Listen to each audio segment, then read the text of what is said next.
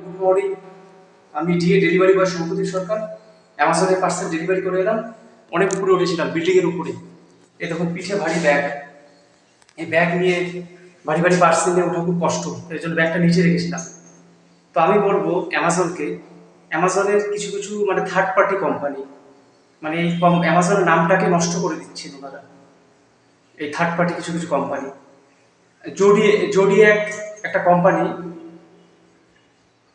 মানে এনাদের আমি কি বলবো, মানে অ্যামাজনের পার্সেল বেশি ডেলিভারি করা হয়, শিপিং পার্সেলও ডেলিভারি করি, কিছু কিছু আলাদা কোম্পানির পার্সেল আসে। এদের কথা হচ্ছে গুগল পে, কাস্টমার যদি পেমেন্ট করে গুগল পেতে পেমেন্ট করা যাবে না, ফোন পেতে পেমেন্ট করা যাবে না, পেটিএমতে পেমেন্ট করা যাবে না, ক্যাশ নেওয়া যাবে না, দিনে না হলেও অ্যামাজন অ্যাকাউন্ট থেকে, মানে অ্যামাজন পে থেকে পে করতে হবে কাস্টমারকে। এটা কোনো কথা হলো?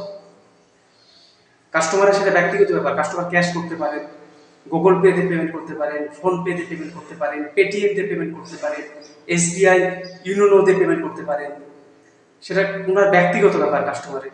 কিন্তু কিছু কিছু এই যে থার্ড পার্টি কোম্পানি, এনাদের বক্তব্য অ্যামাজনের পার্সেল ডেলিভারি করে বলে অ্যামাজনের মানে কিউআর কোড দিয়ে, মানে আমাদের যে র্যাবিটের কিউআর কোড থাকে সেটা কাস্টমার ওনার অ্যামাজন পে থেকে পেমেন্ট করতে হবে। ভাবুন, এই হলো কোম্পানি। কিছু বলার আছে? তো আমি যে ডেলিভারি বয় সম্পর্কে সরকার, আমার ভিডিও ভালো লাগলে অবশ্যই লাইক শেয়ার করবেন।